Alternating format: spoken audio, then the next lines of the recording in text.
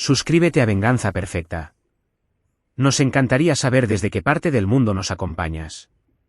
Cuéntanos en los comentarios. Ahora, sumerjámonos en la historia de hoy. El sol de la tarde se filtraba por la ventana del estudio, proyectando largas sombras sobre el escritorio de caoba donde estaba sentado revisando fotografías policiales de 1998. El caso Hernández. Una adolescente desaparecida que se había esfumado de una casa del lago. 27 años sin resolverse, hasta que la familia me contrató para darle otro vistazo. Soy Carlos Juárez, y me gano la vida encontrando respuestas en los espacios que quedan entre lo que la gente dice y lo que realmente quiere decir. No soy detective, no oficialmente. Soy un analista de comportamiento que asesora en casos sin resolver, ayudando a las familias a entender los patrones que la policía pasó por alto. Mi doctorado en psicología forense me abrió puertas, pero fue mi peculiar talento para leer la naturaleza humana lo que las mantuvo abiertas. Papá. La voz de Mateo resonó desde el piso de abajo. Mamá dice que la tía Clara viene a cenar. Sentí que mi mandíbula se tensaba por reflejo. Clara Reyes, la hermana menor de mi esposa, llevaba viviendo con nosotros 3 meses. Desde que su edificio de departamentos tuvo problemas eléctricos, al menos, esa era la historia. Genoveva insistía en que la familia era lo primero, y yo había aprendido que discutir sobre Clara solo creaba distancia entre nosotros. Nuestro matrimonio había sido sólido alguna vez. Hace 8 años, Genoveva entró a mi conferencia sobre indicadores psicológicos del engaño y me cautivó. Brillante, compasiva, y estaba haciendo su maestría en trabajo social. Nos casamos al cabo de 1 año. Mateo llegó 15 meses después y la vida se sentía completa. Pero los últimos 2 años habían desgastado nuestros cimientos. Empezó sutilmente.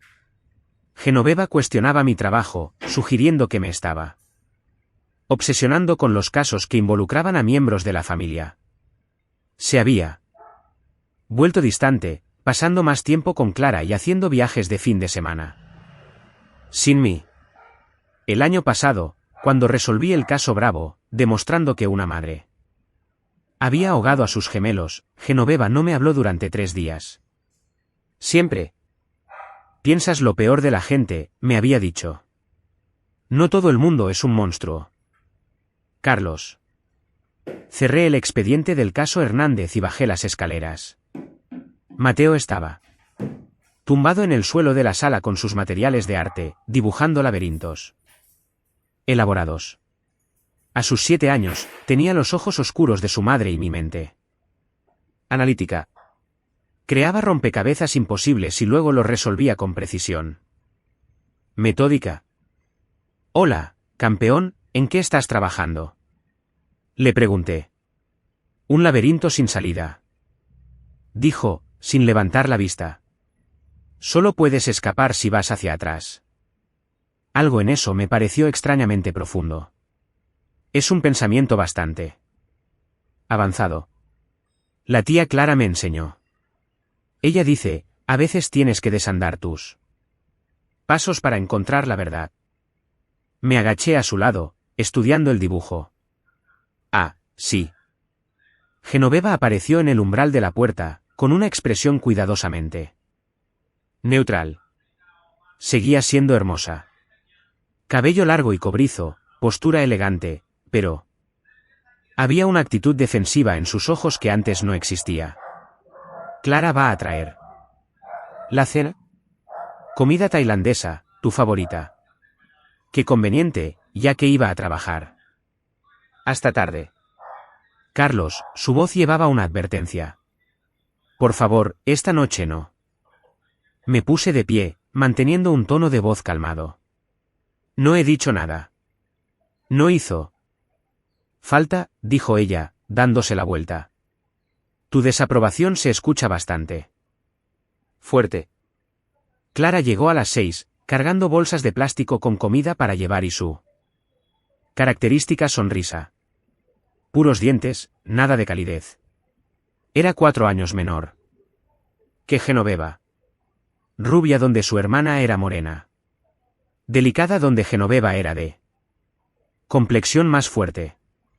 Pero compartían los mismos gestos, la misma manera de inclinar la cabeza cuando fingían escuchar sin prestar atención realmente.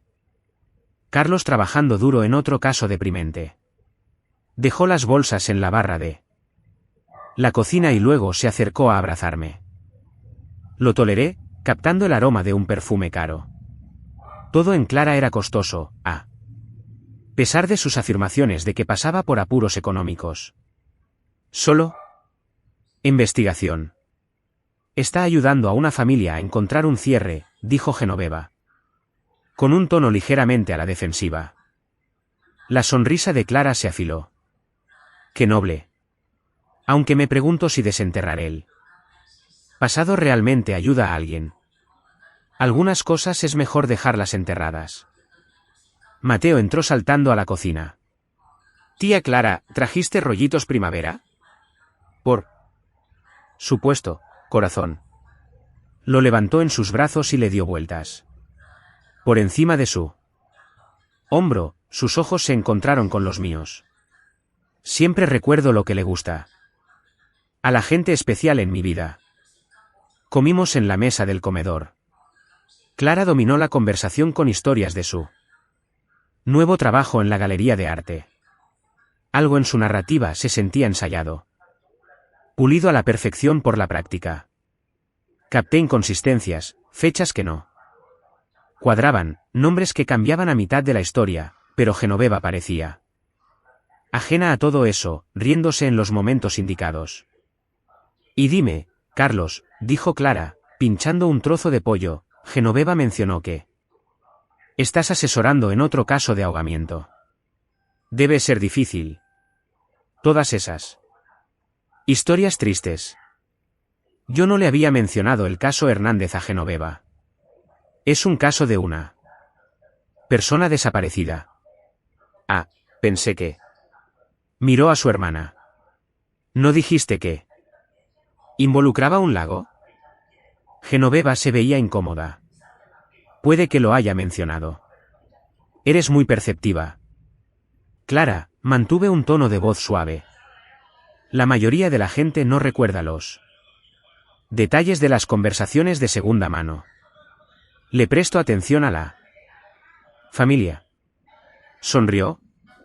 Hablando de eso, Genoveva y yo estábamos pensando en organizar una fiesta en la alberca este fin de semana.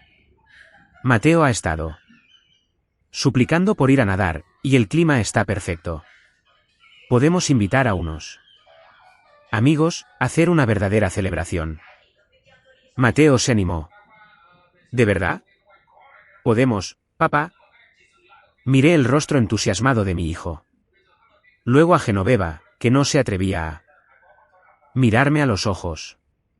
Mateo todavía no sabe nadar. Por eso estaríamos nosotras ahí para cuidarlo, dijo Clara con suavidad. Además, tiene 7 años.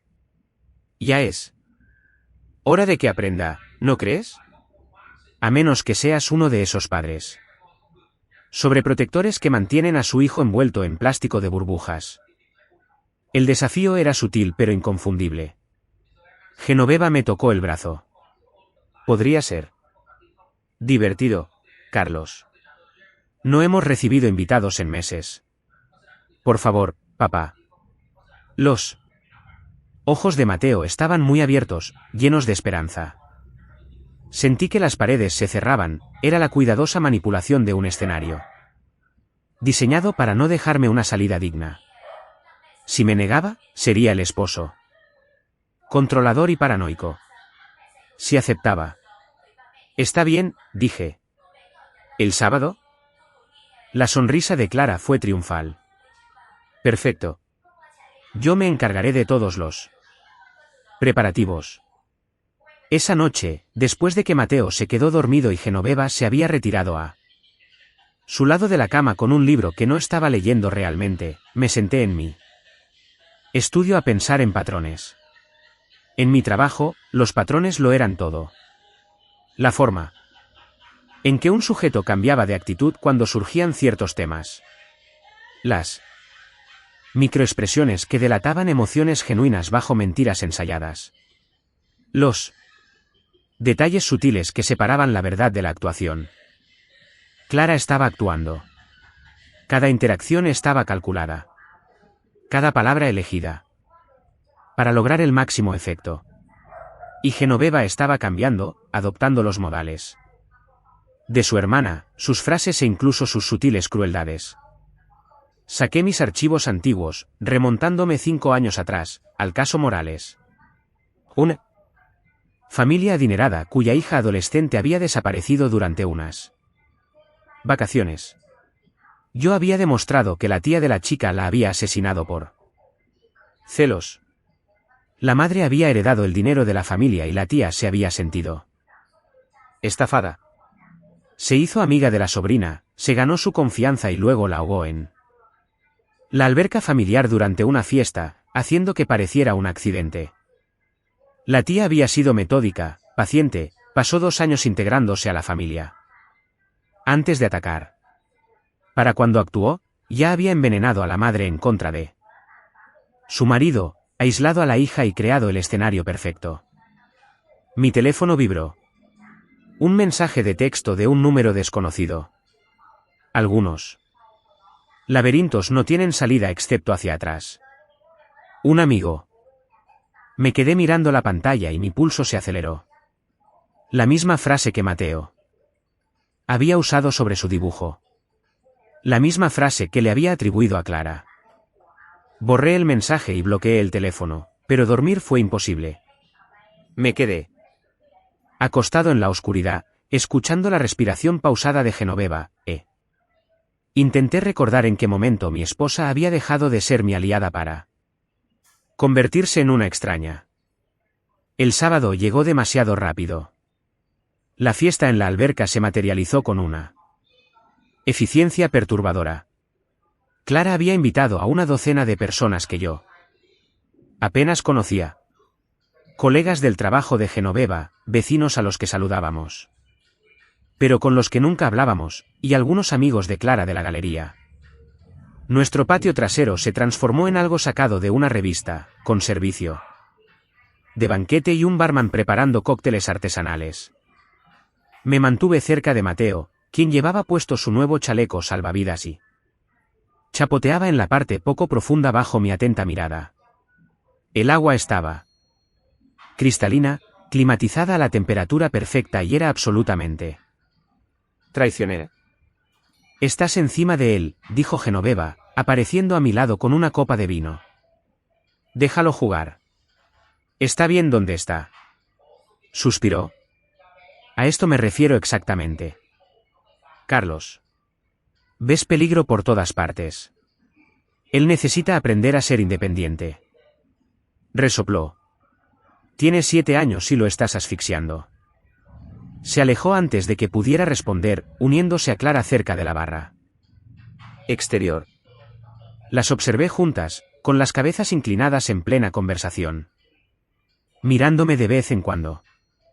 Los demás invitados se reían y nadaban, ajenos a la tensión que crepitaba bajo aquella superficie perfecta. Señor Juárez, se acercó un hombre al que no reconocí, extendiéndome la mano. Damián Garza. Trabajo con Clara en la galería. Ha mencionado su fascinante trabajo. Ah, sí. No era una pregunta. Oh, sí. Está muy interesada en la psicología criminal. Siempre hace preguntas sobre sus casos, sus métodos. Sonrió. Cree que usted es brillante. ¿Eso cree? Absolutamente. De hecho, me estaba contando de uno de sus casos recientes. Algo sobre un ahogamiento. Todos los instintos que había perfeccionado durante 15 años analizando el comportamiento humano me gritaron una advertencia. No hablo de casos activos. Por supuesto, por supuesto. Ética profesional. Tomó un sorbo de su bebida. Aunque, entre nosotros, Clara parece tener un conocimiento muy detallado de su trabajo, casi como si lo hubiera estudiado a fondo. Se alejó antes de que pudiera responder, dejándome con una creciente sensación de pavor. Me volví hacia la alberca. Mateo se había movido hacia la parte honda. Su chaleco brillaba contra el agua azul. Clara estaba de pie cerca de allí, observándolo con una expresión que no pude descifrar. «Mateo», lo llamé. «Quédate en lo bajito, campeón». Me saludó con la mano y regresó nadando obedientemente. La expresión de Clara cambió a algo parecido a la decepción. La tarde fue transcurriendo, el calor y el alcohol aflojaron las inhibiciones. Genoveva había cambiado a champaña, y su risa se hizo más fuerte, más forzada. Yo bebía lentamente una sola cerveza, con la atención dividida entre Mateo y las corrientes subterráneas que arremolinaban las conversaciones a mi alrededor. Y entonces, en el espacio entre un latido y el siguiente, todo cambió. Estaba hablando con un vecino sobre los impuestos prediales cuando escuché el chapoteo.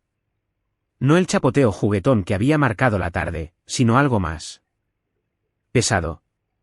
Me di la vuelta y vi a Mateo en lo hondo, su chaleco flotaba a 1 metro. De él y sus brazos se agitaban. El tiempo se fracturó. Me estaba moviendo antes de tener un pensamiento consciente, dejé caer la cerveza, salté por encima de las sillas plegables. Vi a Clara de pie al borde de la alberca, perfectamente. ¿Qué? Y entonces, de manera imposible, sonrió. Me tiré al agua en cuanto Mateo se hundió. El fondo de la alberca estaba a casi 4 metros de profundidad, a una distancia imposible. Me sumergí, con los pulmones ardiendo, y lo atrapé mientras se hundía. Tenía los ojos cerrados, el cuerpo inerte. Pataleé hacia la superficie y salí dando un grito ahogado. Varias manos se acercaron a nosotros. Alguien arrancó a Mateo de mis brazos mientras otros me sacaban del agua a la terraza. Me desplomé junto a mi hijo, que no respiraba, no se movía. Y en ese segundo eterno, mi corazón se detuvo. Entonces tosió. Expulsó agua por la boca y empezó a llorar. El sonido más hermoso que había escuchado en mi vida. «¡Llamen a una ambulancia!», gritó alguien. Estreché a Mateo contra mi pecho, sintiendo cómo temblaba su pequeño cuerpo. Por encima de su cabeza, vi a Clara. Estaba de pie, apartada de la multitud. En su rostro había una expresión de profunda molestia, rápidamente enmascarada por preocupación al darse cuenta de que la estaba mirando. Detrás de ella, Genoveva. Estaba congelada, con el rostro pálido y los ojos muy abiertos, con algo que se parecía inquietantemente a la culpa. La ambulancia llegó en minutos. Los paramédicos revisaron los signos vitales de Mateo, lo envolvieron en mantas e insistieron en trasladarlo al hospital para mantenerlo en observación. Me subí a su lado, sosteniendo su mano mientras cerraban las puertas. A través de la ventana trasera, observé a Clara y Genoveva de pie juntas en la entrada de nuestra casa. Clara hablaba con urgencia, gesticulando. Genoveva asentía, con los brazos cruzados alrededor de sí misma. No se despidieron con la mano. La sala de urgencias del Hospital San Miguel era un caos organizado. Se llevaron a Mateo de inmediato, lo conectaron a monitores, le revisaron los niveles de oxígeno, le tomaron la temperatura. Me quedé de pie contra la pared, goteando agua de la alberca sobre el linóleo, observando cómo los médicos y las enfermeras rodeaban a mi hijo. Señor Juárez, se acercó una joven doctora, con expresión de preocupación. Soy la doctora Isabel Muñoz. Su hijo está estable, pero le estamos haciendo unas pruebas. ¿Puede decirme exactamente qué pasó?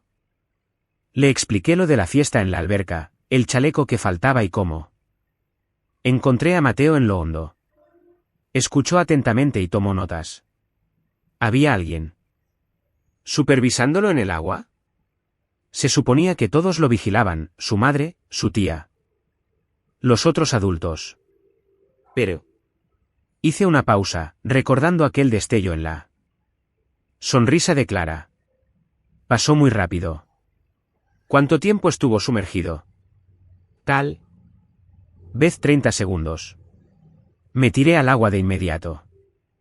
Ella asintió, estudiando su tableta. Señor Juárez, tengo que preguntarle algo. Mateo se quejó de sentirse mareado o cansado antes de meterse al agua. No. ¿Por qué? Ella vaciló. Le hicimos un análisis de sangre preliminar. Hay algo inusual, pero quiero confirmarlo antes. ¿De qué se trata? La doctora Muñoz me miró a los ojos. Mantenido bajo el agua manualmente. 6 palabras. Simples. Devastadoras. La habitación dio vueltas.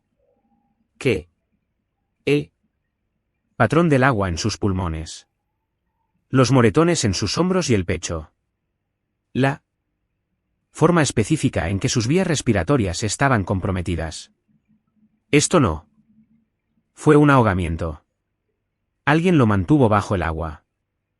Mi visión se redujo a un punto. ¿Está segura? Lo he consultado con nuestro especialista pediátrico. Estamos documentando todo para un informe policial. Señor Juárez, a su hijo lo mantuvieron bajo el agua deliberadamente. Esto fue un intento de asesinato. Me dejé caer en una silla, mientras mi mente repasaba todas las implicaciones. El chaleco que le quitaron. La posición de Clara al borde de la alberca. Aquella sonrisa. La expresión congelada de Genoveva. Necesito ver a mi hijo. Por supuesto, pero hay algo más. Nos mostró una imagen en su tableta. Estas marcas en sus hombros coinciden con las manos de un adulto sujetándolo. Y basándonos en el tamaño y la distancia, podemos estimar. Femeninas, dije en voz baja. Manos más pequeñas. Sí. ¿Cómo lo supo? Mi trabajo. Soy asesor en casos criminales. Me puse de pie. Necesito hacer una llamada. Salí al pasillo con el teléfono temblando en la mano. A la policía no. ¿Todavía? No. Primero necesitaba información. Llamé a Patricio Vega, un investigador privado con el que había trabajado en varios casos. Pato, necesito todo lo que puedas encontrar sobre Clara Reyes. Historial laboral, registros financieros, antecedentes penales, conexiones sociales, todo. Y lo necesito para ayer. ¿Qué está pasando, Carlos?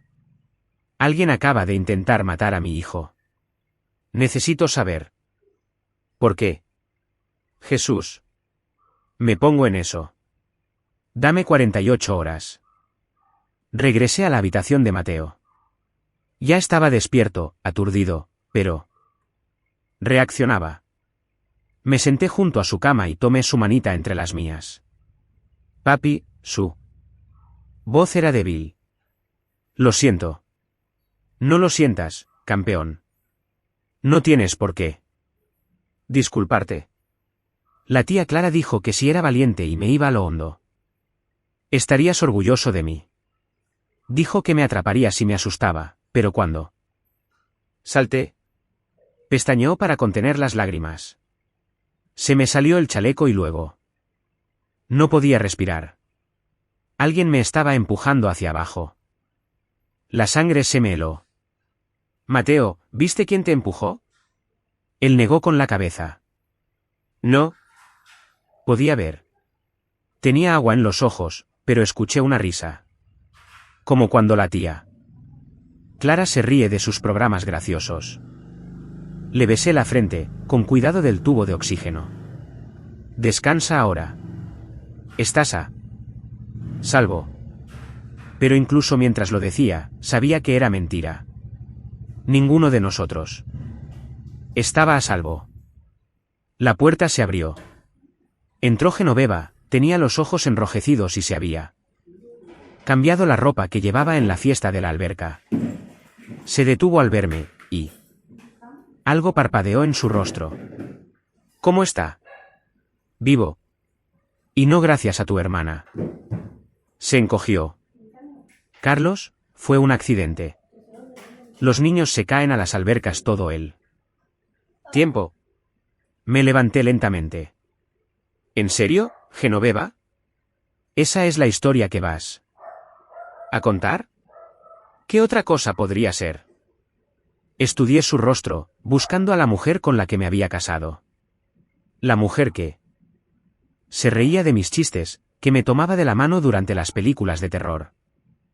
Y que prometió construir una vida a mi lado. Había desaparecido, reemplazada por esta extraña vacía. La doctora confirmó que alguien lo mantuvo bajo el agua. Hay huellas de manos de adulto en sus hombros. Presión deliberada para evitar que saliera a la superficie. La observé cuidadosamente.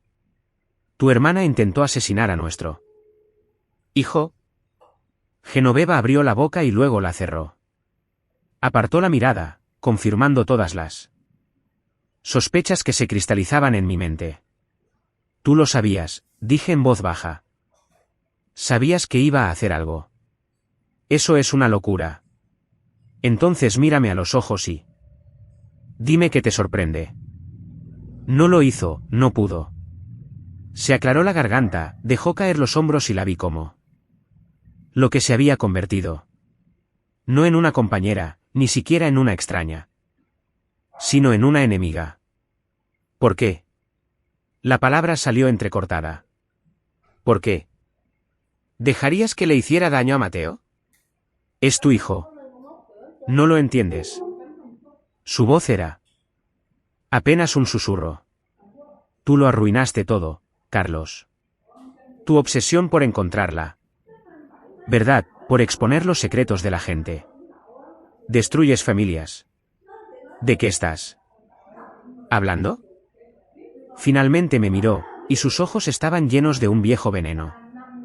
El prometido de Clara. Jacobo, ¿lo recuerdas? Busqué en mi memoria. Jacobo, hace 5 años, antes de que Clara se convirtiera en una presencia habitual en nuestras vidas. Vagamente recordé a algún artista con el que salía. Tú lo destruiste. Su voz temblaba. Tu testimonio en el caso de fraude de la Galería Cervantes lo envió a prisión. Era todo el mundo de Clara, y tú se lo quitaste. Murió en prisión, Carlos. Suicidió. Por tu culpa. Las piezas empezaron a encajar. El caso Cervantes. Yo había expuesto una red de falsificaciones. Jacobo era parte de ella. Cometió un error. Uno solo, y no pudiste dejarlo pasar. Tuviste que testificar. Tuviste que asegurarte de que pagar. Se secó los ojos con furia. Clara ha estado destrozada desde entonces. Y nunca te disculpaste. Ni siquiera reconociste lo que habías hecho. Dije la verdad sobre una organización criminal. Eso no. Eso es lo único que te importa. La verdad, la justicia. ¿Y la piedad? ¿Qué hay de las segundas oportunidades? Ahora estaba llorando. Clara pasó 3 años planeando esto. 3 años. Quería que sufrieras como ella sufrió. Que perdieras a alguien que amas. Mi mente daba vueltas. ¿Sabías desde hace 3 años que tu hermana quería matar a nuestro hijo? ¿Y la ayudaste? Pensé que solo quería asustarte, hacerte entender lo que se siente perder a alguien. Su voz se elevó. Pero esta noche, cuando Mateo se hundió, me di cuenta de que se interrumpió, luciendo Enferma. Te diste cuenta de que tu hermana es una psicópata y tú fuiste su cómplice. Es familia, Carlos. Es mi hermana, ¿y Mateo es tu hijo? Mi grito resonó en el pasillo esterilizado. Tu hermana acaba de intentar asesinar a tu hijo y la estás defendiendo. Una enfermera apareció. Señor, le voy a pedir que baje la voz. Me obligué a respirar. Cuando volví a hablar, mi voz tenía una calma sepulcral. ¿Dónde está Clara ahora? Genoveva abrió mucho los ojos. No. ¿Dónde está? No te lo voy a decir. Vas a hacerle algo. Me incliné hacia ella. Tu hermana intentó matar a Mateo. La policía llegará. Pronto. Lo que sea que pase después, te lo buscaste tú sola. Me volví hacia la enfermera. Por favor, llame a la seguridad del hospital. Mi esposa no debe quedarse a solas con mi hijo. Es cómplice de lo que pasó hoy. Carlos, por favor. Me alejé, con su voz persiguiéndome por el pasillo. Tenía trabajo que hacer. Patricio me llamó mientras estaba sentado en mi auto en el estacionamiento del hospital, viendo cómo el atardecer teñía el cielo de rojo sangre. Tengo algo de información preliminar. Clara Reyes, 32 años, actualmente empleada en la galería Altavista. Pero aquí es donde se pone interesante. Ha estado usando un seudónimo. ¿Qué? Su nombre legal es Clara Mónica Reyes, pero en el mundo del arte, se hace llamar Mónica Huerta. Bajo ese nombre, era la prometida de Jacobo Huerta, el falsificador que ayudaste a condenar en el caso de la galería Cervantes. Lo sé. Mi esposa me lo acaba de decir. Hay más. Clara Mónica heredó los bienes de Jacobo cuando murió, incluyendo una bodega llena de pinturas falsificadas que valdrían millones si se pudieran autenticar. Las ha estado vendiendo poco a poco a través de canales privados. Continúa con su trabajo y se está haciendo rica con ello. Pero escucha esto, 6 meses antes del arresto de Jacobo, Clara sacó una póliza de seguro de vida a su nombre por 35 millones de pesos. La cláusula de suicidio expiró justo antes de que él muriera. Procesé esa información. Ella quería que él muriera o sabía que lo haría. De cualquier manera, había estado financiando su plan de venganza con dinero manchado de sangre. Y Carlos, hay algo más. Hace 3 años, justo después de la muerte de Jacobo, Clara empezó a ir con un terapeuta. El doctor Elías Molina. Especialista en trauma y duelo. ¿Por qué importa eso? Porque el doctor Molina perdió su licencia médica hace 2 años por realizar experimentos poco éticos en pacientes. Algo sobre implantar recuerdos falsos, manipular relaciones familiares. Desapareció después de la investigación de la Junta Médica. Nadie sabe dónde está. Mi sangre se lo. Genoveva había empezado a actuar de manera diferente hacía 2 años. Sí. ¿Adivina quién le recomendó al doctor Molina a tu esposa? ¿Qué? ¿Pagó sus sesiones de terapia como un regalo de hermanas? ¿Clara? Bingo. No lo puedo probar, pero apostaría dinero a que Molina estuvo trabajando con Genoveva, poniéndola en tu contra, haciéndola receptiva a la influencia de Clara. Cerré los ojos. Mi esposa ha sido manipulada durante 2 años. Eso parece. Lo que significa. Lo que significa que ella es a la vez víctima y cómplice. Abrí los ojos. Pato, necesito que encuentres al doctor Molina. No me importa cuánto cueste. Ya estoy en eso. Te llamo cuando tenga algo. Me quedé sentado en la oscuridad pensando que Clara había pasado 3 años orquestando esta venganza. Había manipulado a mi esposa, me había aislado y creado el escenario perfecto para destruir a mi familia, y casi lo había logrado.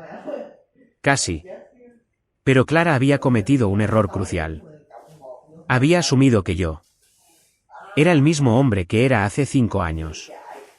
Cauteloso, atado a las reglas, poco dispuesto a doblegar la ley ni siquiera para salvarme a mí mismo. Estaba equivocada. Saqué mi teléfono e hice otra llamada. Héctor Delgado, soy Carlos Juárez. Necesito tu ayuda con algo extraoficial. Héctor era un antiguo cliente a cuya hija había ayudado a encontrar después de que fue secuestrada por el novio de su madre.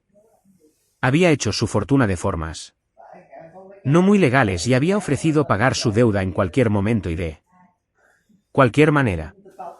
Carlos, ¿qué necesitas? Información de todas las propiedades. A nombre de Clara Reyes y de cualquier asociado. Necesito equipo de vigilancia. Teléfonos imposibles de rastrear y alguien que pueda acceder a expedientes de terapia sellados. ¿Me vas a decir de qué se trata esto? Alguien intentó matar a mi hijo. Voy a devolverle el favor. Hubo una pausa. Dalo por hecho. Te tendré todo mañana por la mañana. Colgué y me quedé mirando el edificio del hospital donde mi hijo dormía. Protegido por enfermeras y máquinas. Estaba a salvo por ahora, pero Clara no se detendría.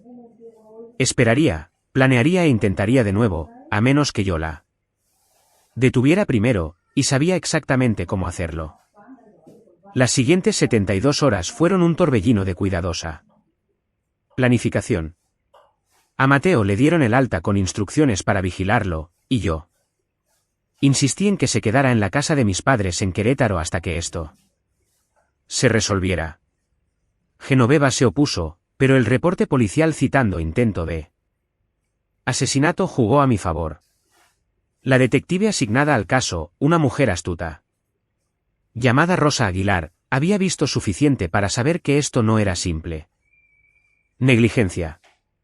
Señor Juárez, había dicho, su cuñada ha desaparecido. Y también su esposa. Hasta que las localicemos, su hijo estará más seguro en otro lugar.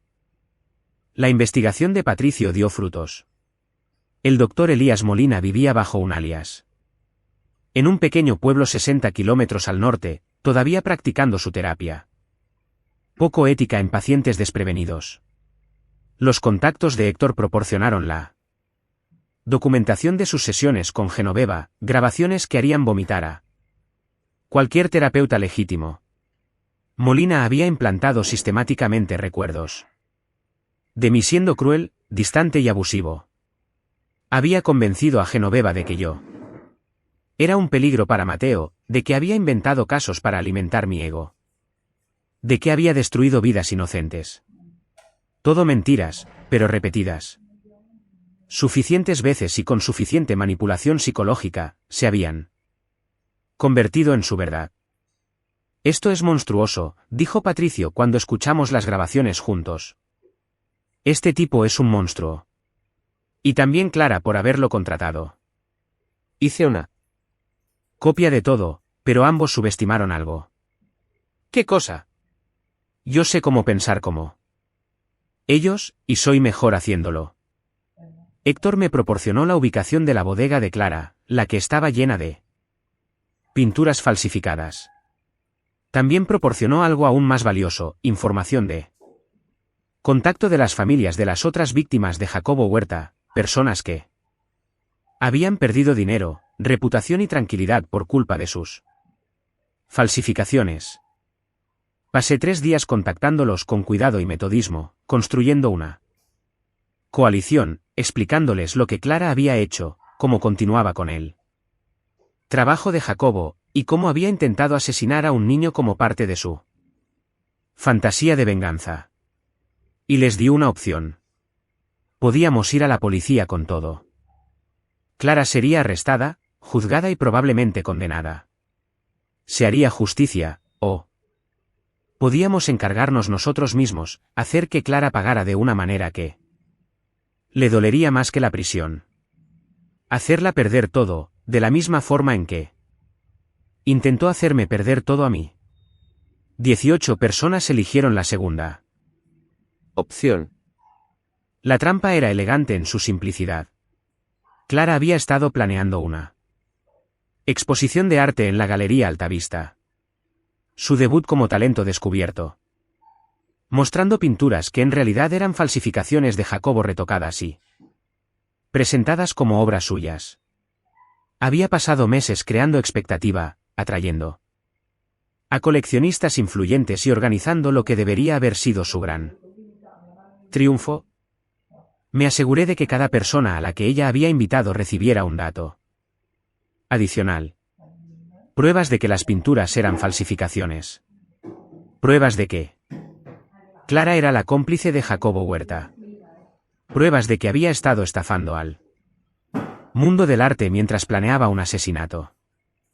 La inauguración de la exposición estaba programada para el sábado por la noche. Llegué temprano y observé desde un café al otro lado de la calle cómo empezaban a llegar los invitados, coleccionistas, críticos, dueños de galerías, personas con poder e influencia a las que no les gustaba que las tomaran por tontas. Clara estaba en la galería, radiante con un vestido negro de cóctel y una copa de champaña en la mano. No tenía ni idea de lo que se le venía encima. Esperé hasta que la galería estuviera llena, y luego hice mi jugada. Había enviado la documentación a la policía, por supuesto, pero calculé el tiempo para que llegaran justo después de que la destrucción social estuviera completa. Entré a la galería. Clara me vio de inmediato, y algo parecido al miedo cruzó por su rostro antes de que lo enmascarara con desdén. Carlos, qué inesperado. ¿A qué debemos esto? Sonreí. Pensé que me habías estado esperando durante 3 años. Las conversaciones a nuestro alrededor se apagaron. La gente miraba, sintiendo el drama en el ambiente. No sé de qué estás hablando. No. Déjame refrescarte la memoria. Jacobo Huerta, el hombre que afirmas amar, el hombre al que dejaste morir en prisión, el hombre de cuyo trabajo aún te sigues lucrando. Señalé las pinturas con un gesto. Todas estas son suyas, ¿verdad? Retocadas, enmarcadas y vendidas como originales. Su rostro palideció. ¿Estás loco? ¿Lo estoy? Entonces no te importará si estás. Personas. Miré a la multitud. Examinan las pinturas más de cerca o les hacen pruebas de autenticidad. O tal vez solo escuchar las grabaciones que tengo de ti discutiendo tu operación de falsificaciones con tu intermediario. Yo no tenía tales grabaciones, pero mi farol surtió efecto. La copa de champaña se le resbaló de los dedos a Clara y se hizo añicos contra el piso pulido. Estás mintiendo. Ponme a prueba. Saqué mi teléfono. ¿Debería reproducirlas ahora o prefieres que lo hagamos en privado? Un hombre con un traje caro dio un paso al frente. Clara, ¿de qué está hablando? Señor Soto, yo. Porque acabo de recibir un correo electrónico muy interesante esta tarde. Documentación que sugiere que estas pinturas son fraudulentas. Casi no vengo esta noche, pero quería escuchar su explicación. Yo. También, dijo una mujer con collar de perlas. Recibí la misma información. Al igual que yo, dijo otro hombre. La sala estalló en un clamor de voces enojadas. Clara retrocedió, negando con la cabeza. Esto es una trampa. Ha tratado de arruinarme porque yo sé lo que realmente es. Un destructor de familias. ¿Y qué más? Me acerqué. Un hombre que dice la verdad, que expone fraudes, que testifica contra criminales. Dejé que toda la sala lo escuchara. Contrataste a un psicólogo en desgracia. Para manipular a mi esposa. Pasaste 3 años planeando tu venganza porque tú. Prometido criminal enfrentó las consecuencias de sus delitos. Y luego intentaste asesinar a mi hijo de 7 años. Los jadeos de asombro resonaron en la galería. Eso es absurdo, tartamudeó. Clara, Yo nunca lo haría. Hay un informe policial, documentación médica. Declaraciones de testigos. Volví a levantar mi teléfono. ¿Te gustaría que ¿leyera los hallazgos de la doctora? la parte sobre las manos de adulto? ¿Sosteniendo a un niño bajo el agua? Clara se abalanzó sobre mí, y su compostura se hizo añicos finalmente. Tú lo Arruinaste todo. Jacobo me amaba. Íbamos a estar juntos. Y tú lo destruiste. Tú. Lo enviaste a prisión. Cometió fraude. Lo atraparon. Esa no es mi culpa. Murió. Ahora estaba gritando. Se suicidó por tu culpa. Porque no podías dejarlo pasar. Porque tenías que ser el héroe. Y por eso decidiste matar a un niño inocente. Esa es tu idea de justicia. No es inocente. Es tuyo. Tu hijo. Tu legado, tú. Se contuvo, pero ya era demasiado tarde. Las sirenas ya se escuchaban. A través de los ventanales de la galería, vi a la detective Aguilar acercándose con 2 oficiales uniformados. Clara también los vio. Sus ojos recorrieron la sala. Frenéticamente, buscando una salida, sin encontrar ninguna. Los influyentes invitados, que alguna vez pudieron haber sido sus defensores, retrocedían. Asqueados y horrorizados. Esto no ha terminado, me siseó. Genoveva todavía me quiere. Nunca te perdonará. Por esto. De hecho, dijo una voz desde la entrada. Creo que ahí es donde te equivocas. Genoveva entró con el rostro pálido pero lleno de determinación. Junto a ella estaba la doctora Isabel Muñoz, la médica de urgencias. Genoveva, la voz de Clara. Se quebró. ¿Viniste? Vine a decirte que sé lo que hiciste. La voz de Genoveva tembló. La doctora Muñoz me mostró las grabaciones de las terapias. Lo que el doctor Molina me hizo siguiendo tus órdenes. Los recuerdos falsos, la manipulación. No. Solo intentaste matar a mi hijo. Intentaste matar mi matrimonio, mi cordura y mi ¿vida? Lo hice por nosotras. Clara se acercó a su hermana. Se suponía que éramos un equipo, se suponía que le mostraríamos lo que se siente perder. Intentaste obligarme a ver morir a mi hijo. Genoveva dio un paso atrás. ¿Eso? No es amor. Eso no es familia. Eso es pura maldad. La detective Aguilar entró en la galería. Clara Reyes está bajo arresto por intento de asesinato, fraude y conspiración. Tiene derecho a guardar silencio. Mientras le leían a Clara sus derechos, observé a la mujer que casi destruyó a mi familia enfrentar por fin las consecuencias de sus actos. Las esposas hicieron clic alrededor de sus muñecas. La multitud influyente susurraba y grababa con sus teléfonos. Su reputación se disolvía en tiempo real. Pero el momento más dulce llegó cuando pasaron junto a mí y me acerqué a ella. Querías que sufriera, le dije en voz baja. Que me sintiera impotente, que perdiera todo, pero se te olvidó algo. Yo entiendo a las personas como tú. Pasé toda mi carrera estudiando a psicópatas. Y el problema con las personas como tú es que siempre, sobreestiman su propia inteligencia. Sus ojos se llenaron de odio. Saldré. Regresaré. Y terminaré lo que empecé. No. Dije, no lo harás.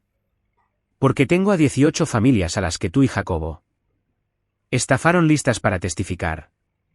Tengo pruebas documentadas de tu fraude. Artístico. Tengo grabaciones de tu conspiración con Molina. Y tengo evidencia médica de que intentaste asesinar a un niño.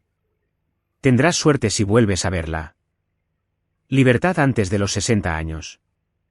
Se la llevaron a rastras, aún gritando amenazas y todavía incapaz de aceptarla. ¿Derrota? Las semanas siguientes fueron complejas. Genoveva comenzó una terapia intensiva. Con un psicólogo legítimo para tratar los recuerdos falsos que Molina había implantado. Fue doloroso verla reconciliar las mentiras en las que había creído con la realidad de la que casi había sido cómplice. Algunos días apenas podía mirarme. Otros días lloraba en mis brazos, disculpándose por cosas que no eran enteramente su culpa. Debía haberlo sabido, dijo una noche mientras estábamos sentados en la sala. La casa se sentía vacía sin Mateo. Debía haber cuestionado lo que Molina me decía. Él es un manipulador profesional. Sabía exactamente qué botones presionar. Dejé que eso hiciera que te odiara. Dejé que Clara me usara para lastimar a nuestro hijo. Se secó los ojos. ¿Cómo es que siquiera soportas estar en la misma habitación que yo? Porque tú también eres una víctima. ¿Y por qué? Tomé la mano.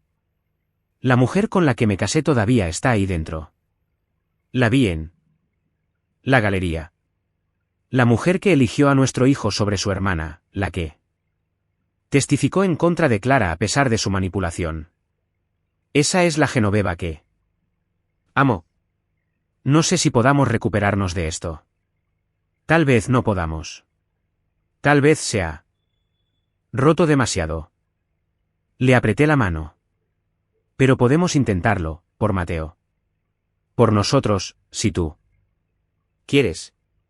Ella asintió lentamente. Quiero intentarlo. No fue un final feliz. Fue el comienzo de un proceso largo y difícil de reconstruir la confianza y sanar heridas, pero fue honesto. El doctor Molina fue arrestado en su clínica 3 días después que Clara. Los expedientes de sus pacientes revelaron docenas de casos de manipulación y abuso. Su licencia médica fue revocada permanentemente y enfrentó múltiples cargos por delitos graves. En un acuerdo de culpabilidad, aceptó testificar contra Clara, proporcionando documentación de su plan a cambio de una sentencia reducida. El juicio fue extenso.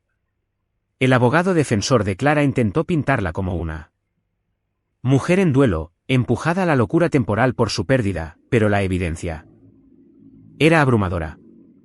Las 18 familias estafadas por ella y Jacobo testificaron. Mateo testificó en una sesión a puerta cerrada sobre lo que su tía le había hecho. La evidencia médica era irrefutable. El jurado deliberó durante 3 horas.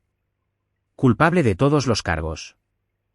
Durante la sentencia, el juez fue implacable. Señorita Reyes, usted no solo cometió fraude. No solo intentó un asesinato. Usted destruyó sistemáticamente a una familia a lo largo de 3 años, manipulando, engañando y, en última instancia, intentando matar a un niño inocente. Este tribunal considera que sus acciones son particularmente atroces y merecedoras de la pena máxima. 25 años a cadena perpetua. Observé el rostro de Clara mientras se la llevaban. Ya no había más sonrisas ni manipulaciones, solo la expresión derrotada de alguien que había apostado todo en una venganza y había perdido.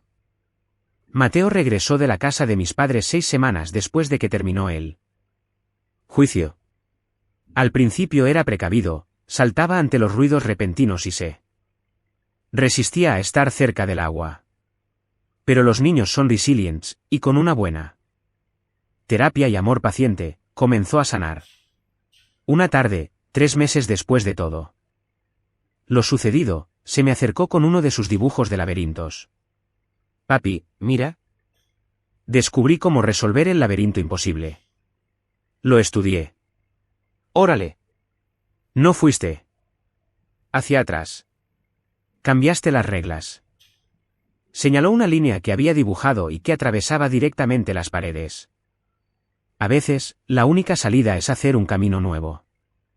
Lo abracé fuerte, maravillado por su sabiduría. Tienes toda la razón, campeón. Esa misma tarde, Genoveva y yo estábamos sentados en el pórtico trasero. Habíamos vendido la casa con la alberca y nos mudamos a un nuevo vecindario para empezar de cero. Mateo estaba adentro trabajando en otro dibujo. Hoy hablé con mi abogado, dijo Genoveva en voz baja, sobre el divorcio. Mi corazón se encogió. Y le dije que no quiero divorciarme. Me miró, con los ojos claros por primera vez en años. Quiero intentarlo. Carlos. Intentarlo de verdad. Sin más secretos. Sin más distancia. Quiero ser la compañera que siempre mereciste. Sé que no merezco una segunda oportunidad. Sé lo que casi nos cuesta mi error, pero si estás dispuesto a intentarlo, yo también lo estoy. Pensé en todo por lo que habíamos pasado, la manipulación, la traición, la casi destrucción de nuestra familia. Pero también pensé en la mujer con la que me había casado, la mujer que estaba luchando por recuperarse de una guerra psicológica. De acuerdo, dije. Lo intentaremos. No fue perfecto. Algunas noches discutíamos por viejas heridas. Algunos días la confianza era frágil. Pero poco a poco, paso a paso, encontramos el camino de regreso el uno al otro. 6 meses después, resolví el caso Hernández. La adolescente desaparecida había sido asesinada por su tío, quien había cubierto sus huellas durante 27 años. La familia finalmente encontró un cierre. Justicia demorada, pero cumplida. Pensé en lo que había dicho Clara, que yo destruía familias al exponer secretos. Pero se había equivocado. Yo no destruía familias. Yo revelaba la podredumbre que ya estaba ahí. Y a veces, destruir la mentira era la única manera de salvar la verdad. El dibujo del laberinto de Mateo estaba colgado en la pared de mi estudio, un recordatorio de que a veces la única salida es hacer un camino nuevo, cambiar las reglas, negarse a aceptar las limitaciones que otros intentan imponer. ¿Clare? Intentó atraparme en su laberinto de venganza sin ninguna otra salida más que la que ella había diseñado. Pero yo tracé una nueva línea, impuse mis propias reglas y salí libre. Un año después de la fiesta en la alberca, recibí una carta desde la prisión. Era la letra de Clara, familiar por los documentos que había estudiado durante la investigación. Estuve a punto de tirarla, pero la curiosidad me venció. Carlos, ¿crees que has ganado? ¿Crees que destruirme, meterme aquí y salvar a tu familia perfecta te convierte en el héroe? Pero eres igual que yo. Ambos hicimos lo que fue necesario para conseguir lo que queríamos. La única diferencia es que la sociedad está de acuerdo con tus métodos. Saldré en 20 años por buena conducta. Soy paciente. Puedo esperar. Nos vemos entonces. La leí 2 veces y luego la metí en la trituradora de papel de mi oficina. Se equivocaba en una cosa. Yo no era como ella. Yo había luchado para proteger a mi familia, ella había luchado para destruir una. Pero tenía razón en otra cosa. Yo había hecho lo que fuera necesario. ¿Y si de alguna manera ella lograba salir? Antes, si de alguna manera volvía a buscar a mi familia, yo estaría preparado. Porque entendía a las personas como Clara Reyes. Las había estudiado durante toda mi carrera. Y la lección más importante que había aprendido era esta: los psicópatas nunca se detienen. Solo hacen una pausa. Pero tampoco lo hacen las personas que aman a quienes el psicópata ataca. Tiré la carta triturada a la basura y volví a mi caso más reciente. Una Estudiante universitaria desaparecida en donde la historia de su compañera de cuarto no cuadraba. El trabajo continuaba. La verdad necesitaba ser descubierta. Y yo era muy bueno encontrándola. Mi familia estaba a salvo. Mi hijo estaba sanando. Mi matrimonio se estaba reconstruyendo. Clara Reyes lo había perdido todo. Y ese, pensé, revisando el último dibujo del laberinto de Mateo clavado en mi corcho, era exactamente el final que se había ganado. Justicia servida en frío y por completo. El laberinto, por fin resuelto. Y ahí lo tienen. Otra historia llega a su fin. ¿Qué les pareció? Me encantaría conocer su opinión en los comentarios a continuación.